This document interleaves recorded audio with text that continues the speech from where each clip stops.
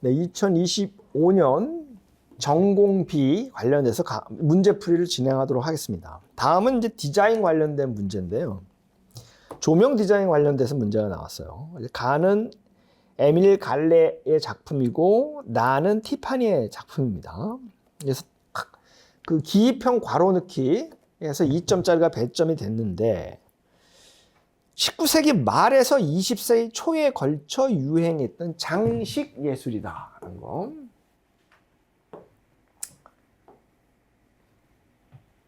잠깐만요. 네. 장식 예술을 말한다. 그래놓고 이 기역의 대표적인 유리공예 작가라고 그래서 그러니 기역을 보면 자, 여기서 보이는 게 이게 구불구불한 선들, 자연에서 얻은 나뭇잎이나 줄기에서 오는 것들을 보니 아르누보가 답이 될 것이고요. 자, 니은에는 티파니는 오랜 연구 끝에 수제 착색 유리의 특유의 무지갯빛 광택을 구현한 이와 같은 유리 공예의 그 기법을 완성했다는 거예요. 이건 파브릴입니다. 파브릴. 자, 이것도 어렵죠, 용어가. 여튼 펜티멘토, 파브릴 다 어려운 용어예요. 그다음에 문제는 여기서만 어려운 게 아니고 기입형 그러니까 미교론의 기입형 문제들도 다 그 쉽게 끄집어낼 수 없는 기입형 용어들이 나왔죠. 네. 자, 파브릴에 대한 거는 제가 설명을 좀 붙여놨습니다. 그러니까 수제 착색 유리라고 하는 것, 그게 이제 파브릴 기법이라는 거예요. 그거는 뭐 이제 이 티파니가 그렇게 정한 거죠. 이와 같은 기법을 쓰겠다라고 하는 거죠. 즉 다른 식으로 얘기하면 이제 스테인드 글라스를 말하는데 그걸 뭐라 그러느냐, 파브릴 기법이다 이렇게 얘기를 했다는 거죠. 자, 그거는 그래서 이 출제 근거는 여러분이 이제 살펴보시면 될 것 같습니다.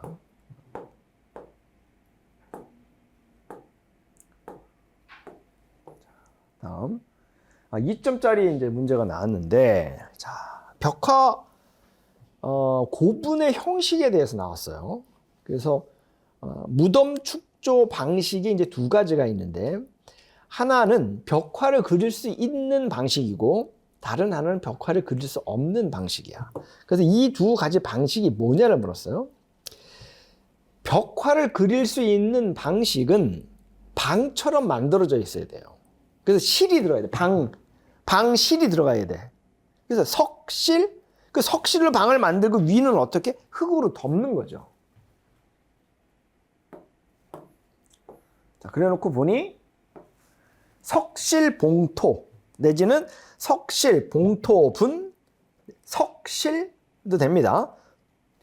돌로다 방을 만들었다 해서 돌방 무덤, 돌방, 봉토분, 봉토, 석실, 이거 다 답이에요. 다음은 석실이 없는 거야. 그냥 위에 위판을 관에다가 시체를 놓고 그 위를 그냥 흙으로 덮을 수가 없으니까 돌이나 그 얼쩍한 판을 놓은 다음에 그 위에 흙을 덮는 거야. 그건 어떻게 해서든 벽화를 그릴 수가 없죠. 방이 없으니까. 그걸 뭐라 그러냐?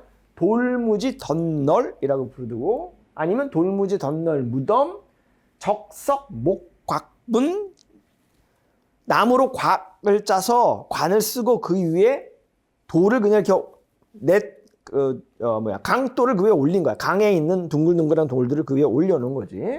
내지는 적석, 총 이렇게 얘기한다는 거. 이거는 뭐 그 제 교재에 그냥 그대로 표현된 거죠. 돌무지 무덤, 적석, 총이 돼요. 그 다음에 봉토 무덤, 이게 이제 소위 말하면 벽화를 그릴 수 있는 방을 갖고 있는 무덤을 말한다는 거죠.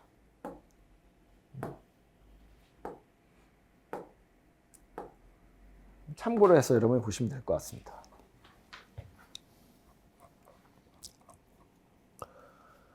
B3번이에요. 교육 과정에 관련된 질문이 나왔어요. 자, 제7차 미술과 교육 과정에서는 각 영역별로 필수 학습 요소를 선정했는데, 자, 왜 필수 학습 요소를 설치했느냐? 그 목적이 무엇이냐는 거예요.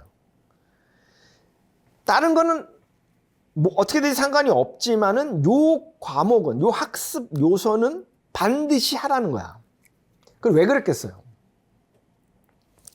첫 번째, 학습 분량이 많아질 수 있는 걸 방지하는 거야. 혹은 학습 분량이 적어질 수 있는 걸 방지하는 거야. 그러니까 학습 분량을 최적화시키기 위해서 한 거예요.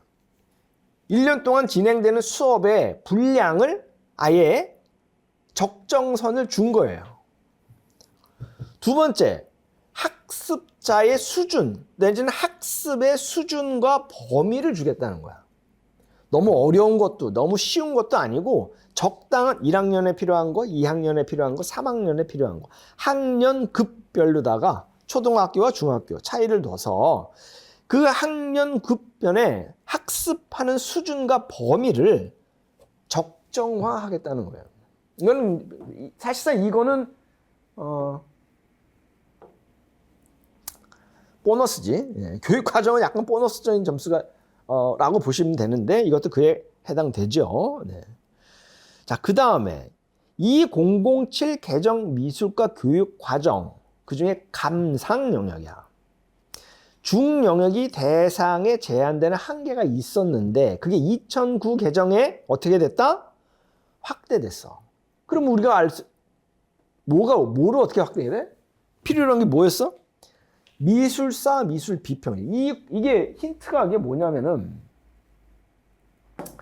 2009 개정 과정에 DBA가 상당 부분 많은 개진을 하게 된 거야. 미술과에서 4가지 과목 있죠. 미술사, 미술 비평, 미술 제작, 미학이잖아요. 근데 미학이라고 하는 영역은 초중고에서 다루기가 상당히 어렵지.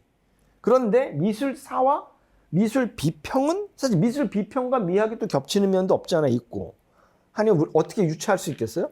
미술사와 미술 비평. 이렇게 가면은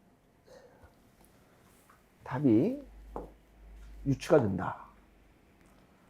이게 이제 제7차 교육 과정이에요. 제7차 교육 과정에 이게 어디에 나와 있는 내용이냐면 해설서에 있는 내용이에요. 해설서. 그러니까 해설서가 중요합니다.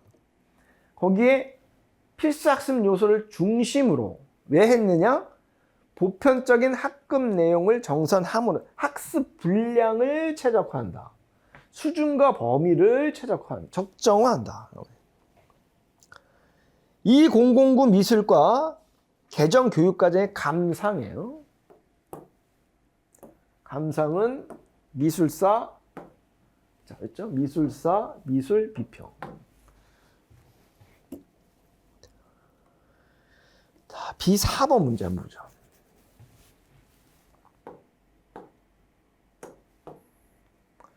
마이클 애셔 작품이 나왔고 그 다음에 보든 마타 클락의 작품을 도판으로 주어졌습니다.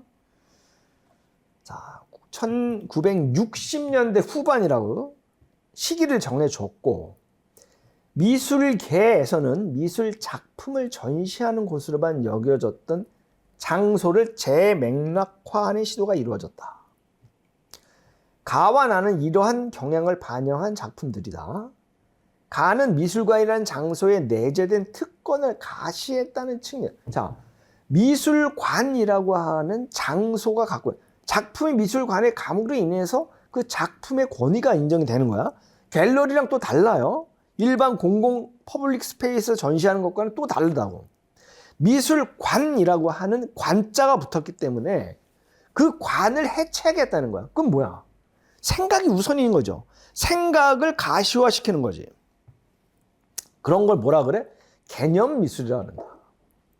그래서 가와 같은 마이클 애셔의 작품은 전 세계에 10여 점밖에 남아있지 않습니다. 왜? 한 번 하고는 건물의 현관을 입구를 뜯어버린다든지 아니면은 뭐 벽에 내지는 구조를 바꾼다든지 하는 거야. 그러니까 전시가 끝나면 다시 원위치가 되죠. 그러다 보니까 남아있는 작품이 많지가 않아. 애셔 작품은. 자, 그런 것들은 뭐야? 그걸 개념 미술이라고 한다. 그 다음에 니은. 가는 미술관 건물의 물리적 변화를 주는 방법. 그래서 여기서는 뭐를 말해야 돼? 내부나 혹은 외부의 구조를 바꿨다. 일단 모범 답안의 키워드를 한번 보죠. 자, 내부와 외부의 구조를 변경하였다. 근데 그러므로 해서 어떻게 한다? 미술관이 제도적인 특권을 드러냈다. 여기가 이 작품 같은 경우에는 출입구를 없애서 미술관 내부에서 외부를 보면은 그 외부가 보이는 것이 화폭 속에 담긴 내용이고 미술관의 하얀색 벽 구조는 액자가 되게 만든 거예요. 그런 내용을 구사하시면 됩니다. 그런 다음에 나의 작가가 창안한 미술 개념을 쓰라. 고든 마타 클락 같은 경우에는 이게 아나키텍처라고 하는 거를 주장했는데 이게 아나키라고 하는 게 무정부라고 하는 뜻이죠. 그 다음에 아키텍처를 쓴 거예요. 즉 아나키와 아키텍처를 하나로 묶을 수도 있고 이 안이라고 하는 것이 언이라는 뜻이거든요. 그러니까 건축이 아닌 이 얘기를 하는 거지. 다시 얘기하면은 건축을 중심으로 이 공간을 자르거나 조작을 통하거나 변주를 통해서 이 자본주의 사회의 공간이 갖고 있는 의미를 전복시키거나 비판을 가하기 위해 사용한 거예요. 그 개념이 아나키텍처라는 거죠.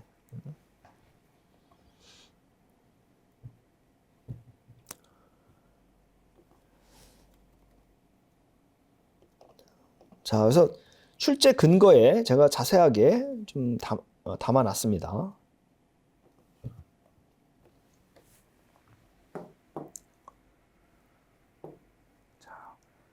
공간을 재구성한다. 비시각적인 요소를 강조한다. 또 작품과 관객의 관계를 중요하게 본다. 형식보다는 개념을 중요시 여긴다는 내용들이 특징이고 또 전시의 맥락과 관객의 경험을 구축하도록 전시를 구성한다. 이렇게 보면 되고요. 지금 여기 도판에 보이는 작품은 포모나 대학 프로젝트인데 정확하게는 이제 이 포모나 대학의 그 미술관에서 진행한 작품이에요. 그래서 일단 게이트를 뜯는 데서부터 시작을 했어요. 게이트가 없어. 그래서 보니까 24시간 오픈이 되는 거지. 그래서 안에서 보면 외부를 볼 수 있게끔 하고 내부의 작품은 하나도 없어요. 다 이 벽에 거는 작품은 없고 미술관 자체가 작품이야. 그래서 벽이 있는 것들은 벽을 뜯어내서 없애버리거나 없는 창을 만든다든지 해서 광선에 의해서 구조들이 섞이거나 이게 겹치는 벽들이 이렇게 만나는 부분들에 대해서 그걸 작품으로다가 드러낸 거죠.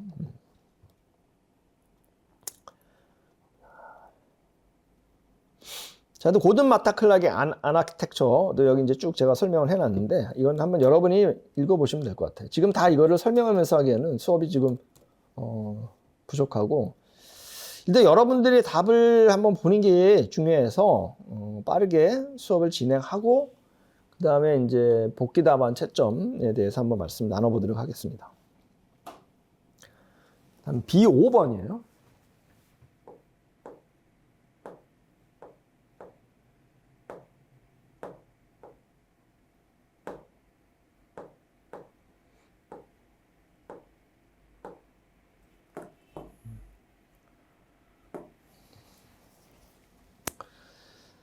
가는 이제 최북 선생님의 작품이고 나는 윤재홍 선생님의 작품인데 여기서 삼절이 나왔어. 삼절이 뭐냐 이거야. 뛰어나다는 뜻이야. 절세 미녀 이러면 세상에 엄청나게 뛰어난 미인을 말하는 거죠. 그 세 가지가 뛰어나다는 뜻이야. 삼절이야. 시서화 삼절이라 그랬거든. 우리가 시 서의 그림 모두 다 뛰어나다. 그래서 시서와 삼절. 여기서는 시서와 세 가지 분야의 능수능란한 화가를 일컫는다 라고 쓰시면 되고 가의 작품의 모필로 그리는 기법과는 다른 기법이 사용되었다. 라서 모필이 아니면 뭐겠어요. 또 이게 지금 윤재홍의 그림이고 이게 수채부선이 여기 선들이 보면 딱딱 끊어졌어. 이렇게 선들이 다 짧아. 모필로 그린 게 아니라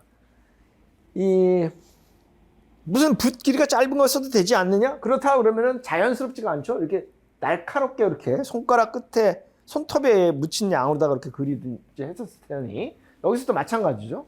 이걸 다 지두하다 이렇게 얘기를 합니다.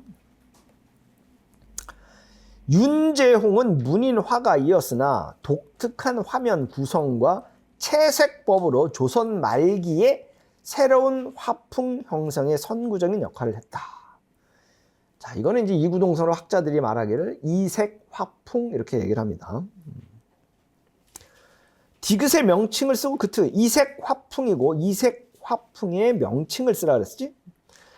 스케치와 같이 간략한 구성, 그 다음에 담체, 그 다음에 를 사용한다. 이렇게 쓰시면 됩니다.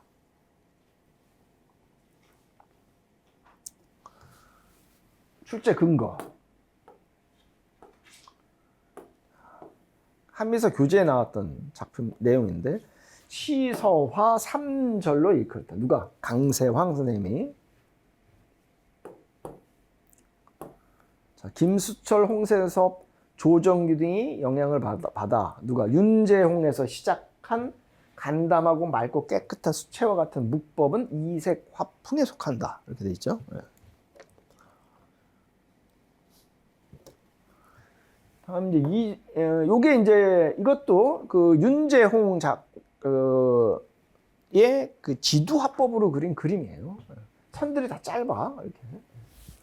글씨도 매우 붓으로 쓰지 않은 것 형태가 그대로 드러나죠. 예. 지두 화법을 썼다는 거, 그다음에 간략한 스케치와 같이 구성, 그다음에 필법은 수채와 같이 맑은 담체를 사용하는 게 특징이다라는 거. B6번 넘어가겠습니다.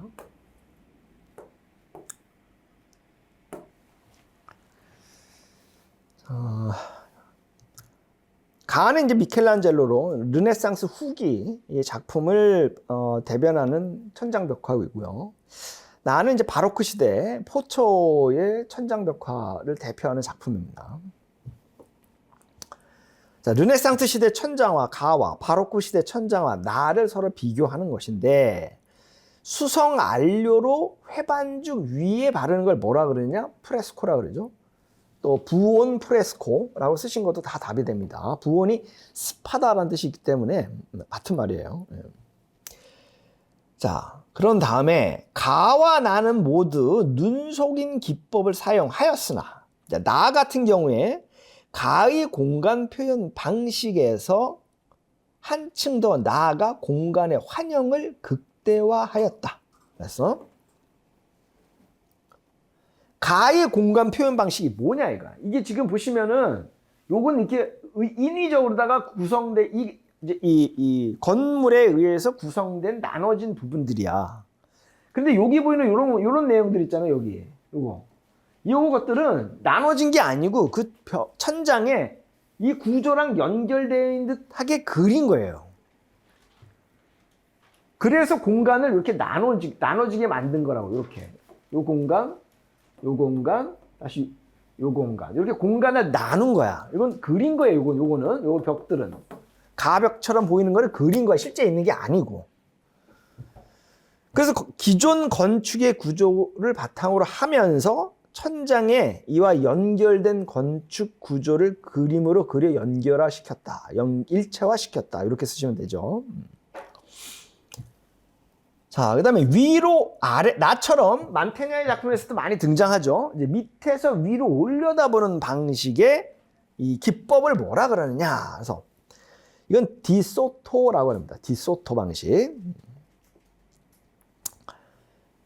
나와 같은 유형의 그림은 17세기 로마 카톨릭 교회에서 유행하였는데 이거 왜 이런 그림이 이렇게 유행했냐 이거야. 이거 이런 방식에도 이런 방식으로 다 넘어가게 된 게.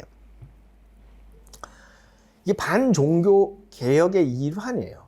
그러니까 종교를 개혁하겠다라고 하는 일군의 종교 개혁자들이 있었고 그를 따르는 나라들이 있었는데 구교인 카톨릭교는 그 종교 개혁에 맞서게 됐지. 그래서 반종교 개혁이라고 부르는데, 반종교 개혁의 일환으로 교회를 더 멋있고 화려하게 궁전처럼 예수님이 기거하시는 내지는 교황에 있는 권위와 신의 영광을 드러낼 수 있도록 그 신비적인 체험의 장소로 만들기 위해서 더 화려하고 더 장식을 많이 사용하게 되었다 하는 거죠. 이게 서양 미술사의 교재인데, 네. 똑같은 방식이고 기존의 건축 구조를 바탕으로 해서 천장에 연결된 것을 그린 거야. 그러면서 구획을 만들어서 그림을 이렇게 안치시켰다 하는 거죠. 사실 이제 그 디소토 같은 경우에는 제가 이제 만테냐의 작품을 해서 이제 예를 들었지만, 이렇게 밑에서 위로 올리는 방식.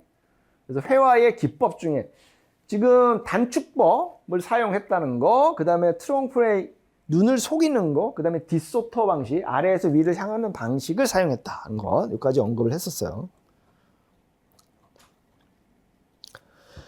자, 그런 다음에 종교적인 배경에 대해서는 여기 이제 설명을 하면서 여기 언급을 했었습니다. 반종교 개혁을 거치면서 로마가 카톨릭 세계의 중심이 되었고, 교황의 권위를 드러내고자, 또 교회는 신의 영광을 드러내고자 미술의 역할이 강조되었기 때문이다. 계속해서 B7번부터 진행하도록 하겠습니다. B7번은 이제 파나 문제인데요. 일단 1번부터 쭉 보면은, 기억, 액화 틴트를 제작하겠다. 그러면 먼저 송진, 액화 틴트 하면 무조건 송진, 박스에 넣든 뭐 송진 주머니에다 널어서 털든 송진이 있어야죠. 그런 다음에 부식을 시켜야 되니까. 아니, 뭐 라카를 뿌려도 되는데 대체로 이제 송진을 주로 많이 쓰죠. 뭐 라카 쓰신 분 혹시 있을는지 모르겠습니다. 라카를 쓰신 분도 유사 답안으로 인정을 받습니다. 네. 자, 그런 다음에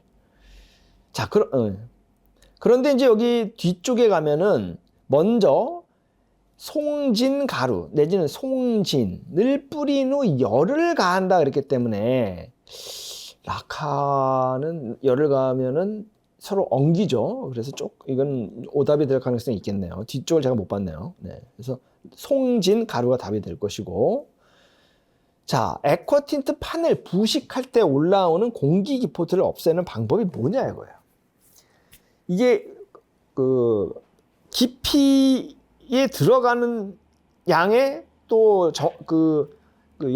산과 이 비율에 따라 부식이 되는 과정에서 기포들이 생기게끔 돼 있단 말이에요. 그럴 때는 그냥 그 깃털이나 우모, 그 소 털 같은 걸로 이렇게 쓸어내면 돼요. 이렇게. 네. 자, 이와 같이 BAT라고 적는 법을 뭐라 그러냐 이거죠. 파나지에 이제 BAT를 쓸 수 있는데, BAT가 의미하는 게 뭐냐는 거야. 이건 시험 인쇄 중에서 제일 좋다라고 하는 걸 말하는 거예요. 그래서 뭐 작가라든지 내지는 간행자, 공방에서 보존하는 용도로 쓰고, 이 BAT로부터 이제 그 다음에 1판이 시작되는 거죠. 그러니까 BAT도 판매용이 가능한 거예요. 최상의 인쇄 상태니까. 그 다음에 밑줄 친 리을, 잉크가 잘 흡수하도록 하는 파나지 처리 방법은 물에 담그는 거예요. 물을 흠뻑 묻힌 다음에 꺼내서 그 위에 갱지 같은 걸 위에 올려서 다시 롤러를 한번 해. 그러면 물이 좀 빠져나오죠. 그러니까 도화지 자체가 물을 머금고 있어야지 돼요. 그러니까 흠뻑 먹으면 안 되고, 물을 머금은 상태에서 잉크가 그래야 그 위로 빨리 온다고. 누르면서 홈 사이에 종이가 싹 스며든단 말이고, 홈 안으로. 그러면서 홈 안에 있는 잉크가 빨아 올리는 거니까. 보통 뭐 차이는 있지만 보통 30분 정도는 물에 불려 넣죠. 그런 다음에 꺼내서 말려서 약간 말리고, 파나지 롤링에 그 갱지를 올려놓고 모포 덮어가지고서는 한두 번 정도 밀어서, 그런 다음에 이제 파나지로다가 프린팅을 하게 되죠. 네. 자, 그렇게 이제 나온 문제였고 파나 같은 경우는 크게 어려움은 없었어요. 네. 다음번 문제는 이것도 이제 다음 문제 같은 경우에도 첫 번째 나오는 것 기억만 어려웠지 나머지는 또 그렇게 어렵진 않았어요. 근데 이게 생소하긴 했지. 예. 자, 그래서 이것도 자 보세요. 그러니까 슈마허의 작은 것이 아름답다라고 하는 데서 파생한 기술인데 대규모 내지는 거대 기술을 상징하는 것이 아니라 소박한 기술을 의미해. 근데 요거에 대한 힌트가 여기 들어와 있어. 그러니까 이게 헷갈리를 일부러 그런 건 아닐 것이야. 그런데 제 추측에는 요걸 말을 해야 다음번 얘기를 할 수 있게 된단 말이죠. 그래서 이건 중강 기술로다가 나가야 되고 사실 요거랑 요거는 같은 말이에요. 같은 말인데 약간 하위 체계야. 중간 기술의 좀 하위 체계에 있는데 그냥 보통 그 많은 저자들이 중간 기술 내지는 적정 기술 이 두 가지를 다 혼용해서 쓰고 있는 상황입니다. 여기서 적정 기술 디자인이라는 것이 나와 있다 손 치더라도 여기서 적정 기술을 쓰면은 오답이냐? 그렇진 않고 다 유사 답안으로 인정을 받을 겁니다. 그래서 중간 기술 내지는 적정 기술. 여기는 적정 기술 디자인을 얘기한 거죠. 네. 그 다음에 가에서 적정 기술 디자인이 적용된 예를 재료 측면에서 쓰라고 그랬거든요. 그러면 여기서는 쉽게 얘기하면 이 깡통 라디오에 대해서 아느냐를 묻는 거예요. 이건 실질적으로 다. 그러니까 빅터 파파네이나 아니면 그 슈마허가 얘기하고 있는 적정 기술을 실질적으로 이 작품이 어떻게 구현됐는지를 구체적으로 내가 수험생이 알고 있느냐를 묻는 거예요. 첫 번째는 폐기물 된 깡통. 두 번째는 이 안에 쓸 수 있는 연료가요. 종이를 태운다든지 소똥을 태운다든지 하는 그런 재료들을 써서 태운 것에 전극을 갖다 붙이면 연료가 돼서 라디오가 전원이 들어오게끔 돼 있는 구조다. 자, 그래서 하나는 버려진 폐깡통을 이용했다. 그 다음에 연료로는 뭐 땅콩 기름이나 밀랍, 소똥, 종이 등을 썼다. 이런 아쉬워. 근데 지금 제가 복귀하면 채점하면은 재료 측면에서 쓰라고 그랬는데 이렇게 구체적이다 재료를 들지 않은 분들이 계셔서 예를 들어서 뭐 이게 요런 것과 이제 버려진 폐깡통 중요한 게 버려졌다는 게 중요하거든요. 그게 요게 어떻게 채점이 될는지는 모르겠어요. 예를 들면 현지에서 쉽게 구할 수 있는 거, 싼 재료 이렇게 쓰신 수험생들이 좀 있으셔가지고 그것도 맞는 말이에요. 틀린 건 아니거든요. 그러니까 저 같으면 다 그 유사 답안에 그런 목록까지 다 넣었을 터인데 만약에 이 출제자께서는 구체적으로다가 이 버려진 폐깡통과 땅콩 기름이나 이런 밀랍 요거를 구체적으로 언급을 하기를 원하셨다라고 하면 좀 가늠이 좀 안 되죠. 이건 고려해서 여러분들이 한번 보시기 바랍니다. 그 다음에 현지 주민들이 이와 같이 폐깡통을 그 깡통 라디오의 겉면을 장식하게 했는데 이거 왜 그랬냐는 거예요. 저게 9센트짜리예요. 우리나라 돈으로 치면은 뭐 한 900원쯤 되려나? 900원도 안 되는 9센트 그렇죠. 1,000원이라고 보면 900원쯤 되는 재료값이 들어갔어. 자, 그런데 가장 저렴한데 가장 싼 게 중요한 게 아니야. 내가 원주민이 직접 얘를 장식함으로 인해서 하나밖에 없는 디자인, 나만이 갖고 있는 디자인을 했다는 게 중요해요. 요게 이유예요. 그러니까 여기서 지금 많이 틀렸을 거예요. 요 얘기는 이 4번 디귿 현지인이 장식을 하게 한 이유가 뭐냐라고 하는 것에 대해서 많은 수험생들이 약간 오답을 좀 많이 쓰셨더라고. 그래서 현지 문화라든지 이런 쪽으로 접근을 하셨는데 그게 아니고 원래 의도는 하나밖에 없는 나만 갖고 있을 수 있는 것을 만드는 가장 개성적인 희소성 이걸 말하는 거였거든요. 자, 그래서 슈마의 중간 기술에 대한 것에 대해서 언급을 제가 뒤에 했고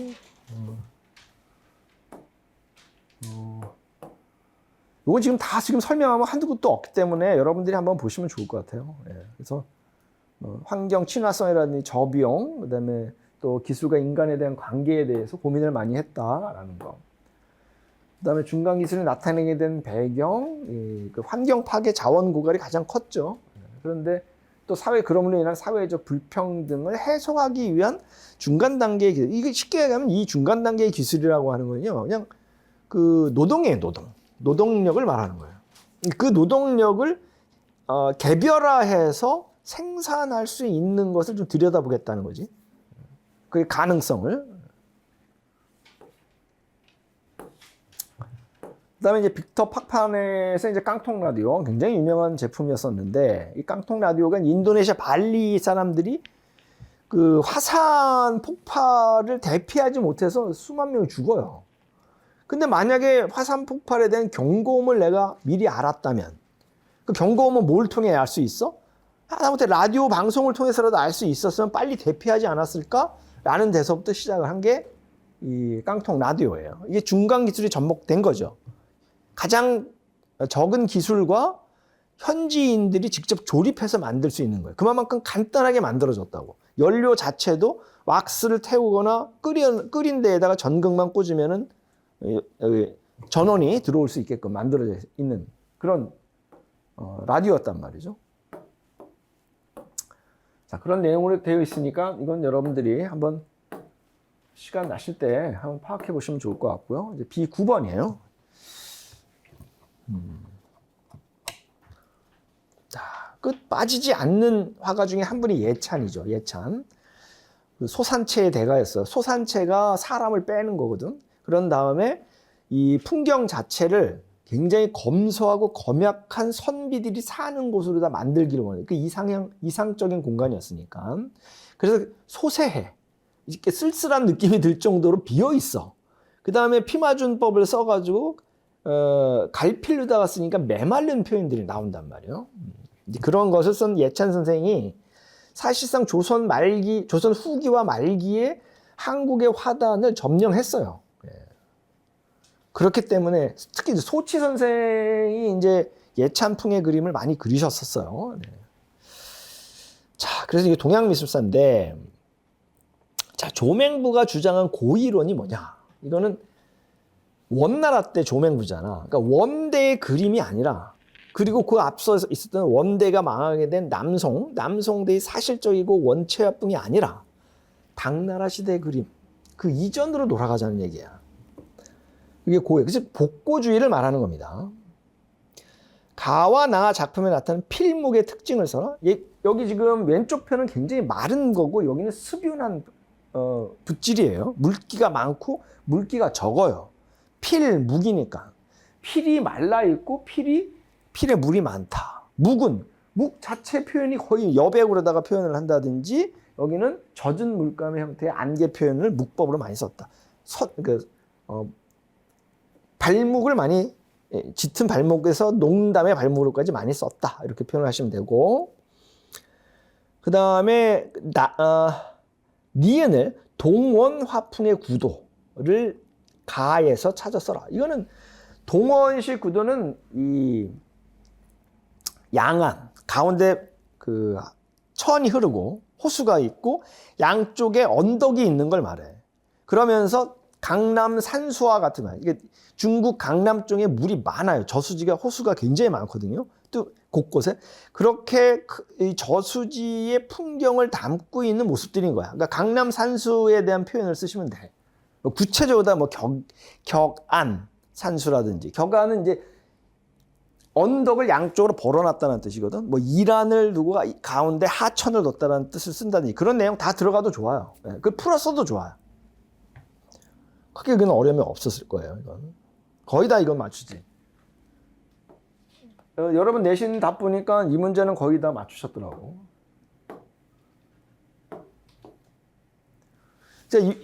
지금 특징 중에 하나는 뭐냐면요. 이게 지금 서양 미술사에 관련된 문제는 더 어려워졌어. 근데 한국 미술사랑 동양 미술사 관련된 문제는 약간 쉬웠어요. 그리고 동양화 관련된 문제도 쉬웠고, 이번에. 그러니까 상대적으로 그런 거는 서술인데 쉽다라고 내가 느끼는데 제가 모두에도 말씀드렸다시피 이번 시험이 어렵다라고 느낀 거는 기입형이 어렵기 때문에 기입형 용어를 끄집어내는 게 쉽지가 않았죠. 자, 출제 근거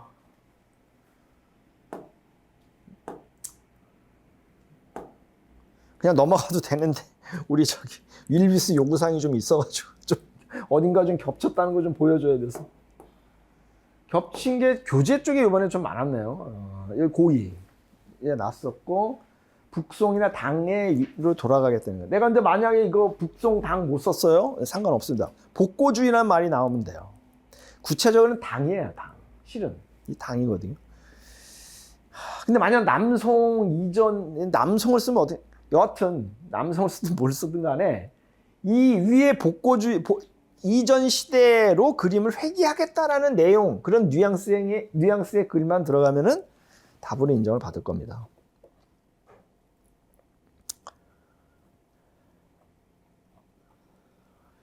동원 양식 같은 경우에도 동영 문제 제가 냈었던 고급공이랑 이정근 얘기하면서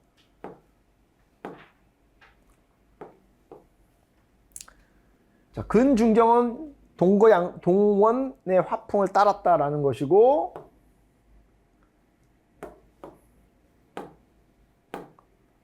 보면 동원의 산수 양식은 강남 산수 양식을 쫓고 있다. 수면이 넓게 펼쳐지고 뒤로는 낮은 산이 있고 내지는 뒤후경, 뒤에 보이는 산을 좀 강조해요. 예찬 선생님 그림 보면 그렇게 되어 있고 언덕, 둔덕을 피마준으로 썼다. 이런 정도 내용 나오시면 다 유사답안입니다. 이건.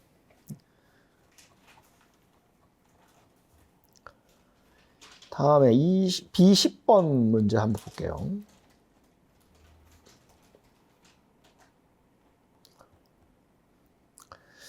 자, 그래서 잠깐만요. 내가 얘기해다 빠뜨린 게 좀 있는 것 같은데 어디 보죠. 잠깐만 점검 좀 해볼게요.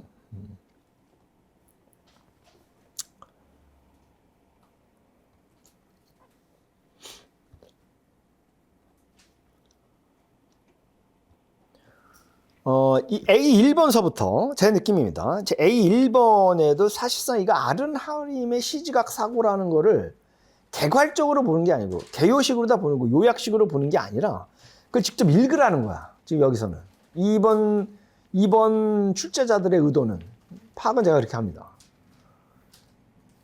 그러니까 은미체로다가 나와 있는 학원에서 준 교재를 보지 말고 안 볼 수는 없지. 그걸 참고로 하고, 그럼 이렇게 바꾸고 참고로 하시고, 실제 그 책을 읽어봐라. 라는 얘기예요. 그게 첫 번째 제가 A1번 풀면서 든 느낌이었고, 그 다음에 이제 제가 또, 그와 같은 유사한 느낌이 든 게, 이제 백악춘요 같은 경우에도 그 그림이 갖고 있는 의미를 본인들이 좀 찾아봤었어야 되는 거지, 이런 거는. 물론 이제 저 같은 경우에는 교재에다 언급은 했지만, 시간이 없어가지고 문제로다가 제가 못 냈어요. 근데 뭐 그런 거라든지. 그 다음에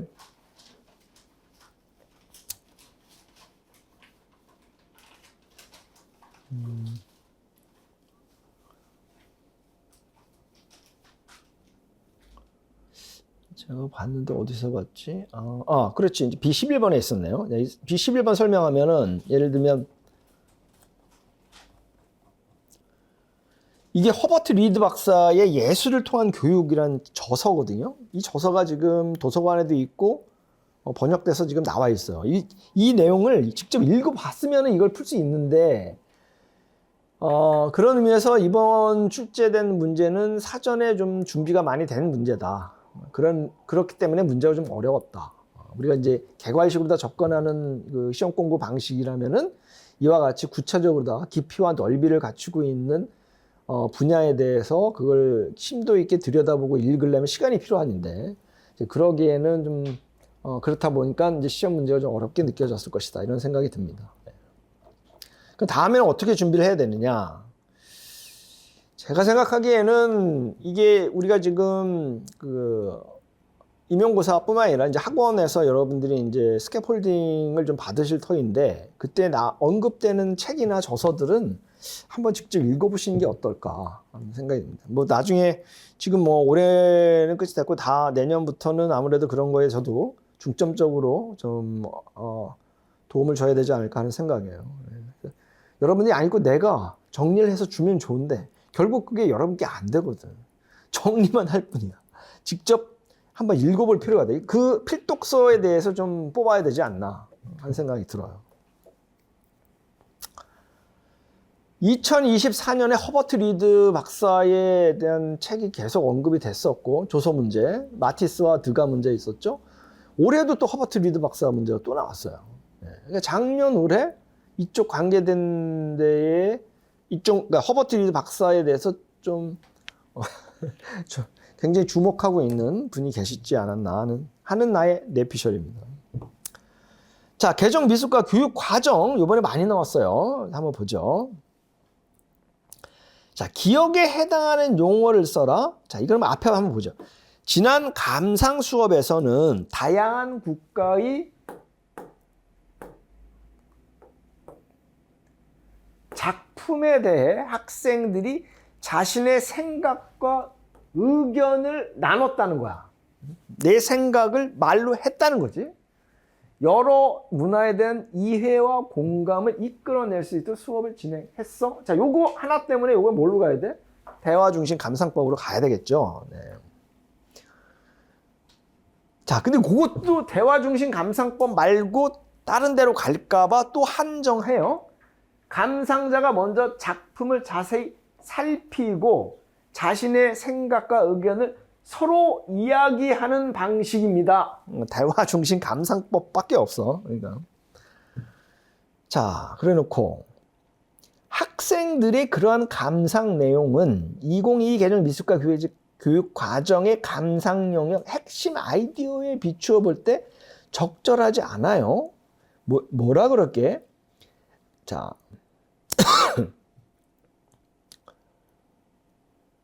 얘기를 하는데 한 무덤에서 감상 관점과 이야기에서 특정 국가에 대한 선입견과 부정적인 인식이 나왔다는 거야.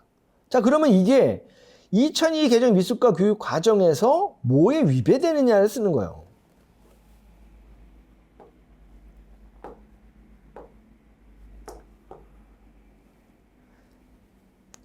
우리가 알고 있는 그냥 서술을 하더라도 이게 2022 개정 미술과 교육 과정 안에 있는 내용은 이렇게 나오죠. 삶과 문화가 반영된 미술과의 만남, 그로 인해서 자신과 공동체의 문화를 이해하는 것에 반하기 때문에 그렇다. 서로 다른 관점을 이해하는 것이 미술 문화인데 그것에 위배되기 때문에 그렇다. 이렇게 쓰시면 돼. 요거 똑같이 쓸 수 없으나 이와 같은 의미로 쓰시면 되는 거예요. 그러니까 공동체 문화를 이해하는 데 반하기 때문에 그렇다. 또는 우리 미술 문화가 갖고 있는 여러 가지 다양한 원류의 문화적 가치를 존중하지 않기 때문에 그렇다. 이렇게 쓰시면 되죠. 2022 개정 미술과 교육 과정의 감상 영역 성취 기준은 미술의 시대적, 지역적, 사회적 맥락을 이해하는 데서 필요하다. 그래서 감상 한번 출제 근거를 한번 보겠습니다. 핵심 아이디어의 지금 요 두 개, 맨 위에과 맨 아래 두 가지를 언급이 되는 거죠. 요 두 가지에 위배되기 때문에 그렇다. 라고 표현하시면 되고, 그 다음, 미술의 감상 영역의 성취 기준인데, 시대적, 지역적, 사회적 맥락을 이해한다. 가 근거가 됩니다. 자, 11번 허버트 리드 박사의 예술을 통한 교육이에요. 이건 두 가지가 있는데 하나는 사물에 의한 교육, 그 다음에 하나는 결합에 의한 교육이 됩니다. 사물은 그 대상이 있어야 되는 거죠. 우리가 뭐 쉽게 얘기하면은 뭐 박물관에 갔을 때 실물, 그 다음에 결합은 그 실물과 내가 어떻게 연결 짓느냐에 대한 거지. 그게 필요하다는 게, 사물에 의한 교육과 그 결합에 의한 교육을 얘기하는 겁니다. 자, 리드 박사가 주장한 예술교육의 개인적 사유죠. 개인의 전인적인 전인교육의 측면. 내가 더욱더 사람다운 사람으로 되기 위한 방식이고, 하나는 그를 통해서 사회 또한 같이 조화롭게 발전하고자 하는 내용이에요. 그 두 가지가 들어가면 돼요. 자, 이런 내용으로다가 답을 쓰시면, 네, 맞네요. 이렇게 됐고, 답이 나왔네요. 이렇게 답을 쓰시면 됩니다. 자, 이 문제는 제가 동형 문제에서 허버트 리드 박사를 언급을 좀 했었기 때문에 그 뒤에는 근거를 이렇게 된 거예요. 네. 그래서